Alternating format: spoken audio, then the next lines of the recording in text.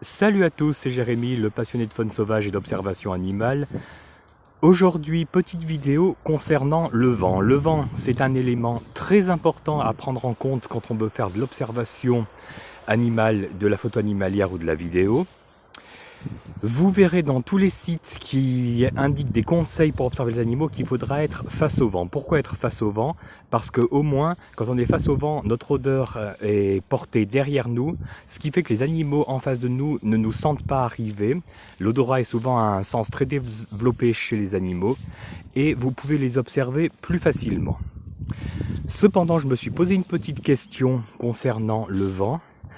Quand on est dos au vent, c'est-à-dire quand on est dos au vent, l'animal qu'on observe lui est face au vent, est-ce qu'on ne les voit pas parce que notre odeur est portée vers eux? Est-ce que c'est la seule raison? Ou aussi, est-ce qu'on ne voit pas les animaux parce que les animaux, même si c'est des animaux sauvages qui vivent dans la nature, recherchent quand même un minimum de confort et évitent si possible les endroits exposés en plein vent où ils se reçoivent le vent en pleine figure. J'ai fait pour ça un schéma. Bon, je dessine très mal, alors j'ai écrit ce à quoi ça correspondait. Un champ, une forêt, un autre champ, et hop, c'est l'observateur. Le sens des flèches désigne le sens dans lequel le vent souffle. L'observateur est ici, il y a la forêt. Alors, si il regarde la lisière de forêt ici, c'est la lisière qui est protégée du vent. Là, l'observateur a de la chance de voir des animaux. De l'autre côté, s'il y avait des animaux de l'autre côté et qu'il était obligé de faire tout le tour et d'arriver par là, il aurait le vent dans le dos. Mais est-ce qu'il ne verrait, imaginons qu'il ne voit pas d'animaux, est-ce qu'il ne les verrait pas simplement à cause de son odeur qui serait portée vers les animaux, ou parce que les animaux ayant ici le vent en pleine poire et ici étant protégés du vent, vont choisir de sortir du côté où c'est protégé du vent plutôt que du côté où ils se reçoivent le vent en pleine figure. Bon, bien sûr, c'est valable uniquement quand le vent est assez soutenu quand même. Un petit vent à peine perceptible, ça ne dérange pas les animaux. Mais voilà, dites-moi en commentaire, si vous êtes passionné d'observation animale ou de photo animalière, ce que vous pensez du vent. Est-ce que ne pas voir des animaux quand on est dos au vent, la seule raison, c'est qu'on porte notre odeur vers eux, ou il y a aussi la raison, si on est dos au vent, l'animal qu'on observe au loin ou qu'on voudrait observer au loin en face est lui face au vent et ils évitent le plus possible les endroits exposés en plein vent. Voilà la première réflexion. Deuxième réflexion de cette vidéo, c'est simplement une petite astuce qui marche très bien.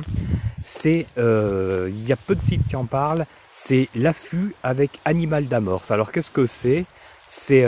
Vous faites au début une approche ou une billbotte dans la forêt, vous marchez, et puis vous repérez par exemple un animal, un mammifère pas trop difficile à voir, par exemple le chevreuil. Les chevreuils, ça fait partie des mammifères entre guillemets les plus faciles à voir. Vous voyez un chevreuil, vous mettez vos jumelles sur trépied et vous l'observez de loin tant qu'il est visible. Ça peut être souvent des chevreuils assez loin, style 300 mètres, 350 mètres, et tant qu'il est là, vous l'observez. Même si vous avez déjà vu un chevreuil dans votre vie, même si plein de fois vous voyez des chevreuils que vous vous dites « Ah mais j'aimerais bien voir d'autres animaux », non, vous observez ce chevreuil, souvent vous avez la chance de voir un deuxième, un troisième, un quatrième chevreuil. Donc de un chevreuil, votre observation se transforme en une observation de 4 ou 5 chevreuils.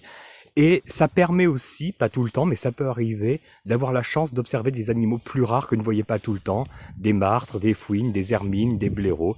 Voilà, ça peut marcher. Franchement, c'est une bonne technique. C'est moins fastidieux, moins long qu'un affût où il n'y a rien, parce que vous avez toujours ce chevreuil à observer. Et en plus, ça conduit à l'observation d'un autre animal. Et aussi, arrêtez de vous dire... Si je perds mon temps, j'observe un chevreuil alors que ça se trouve, je fais 500 mètres, j'en observe une dizaine. Non. Dites-vous plutôt que là où il y en a un, vous êtes sûr qu'il y en a un à observer. Et là où il n'y en a pas, il y a 80% de chances qu'il n'y en ait pas. Et même, une fois que vous observez un chevreuil, vous avez 70% de chances environ qu'il y ait un deuxième ou un troisième chevreuil qui le rejoigne.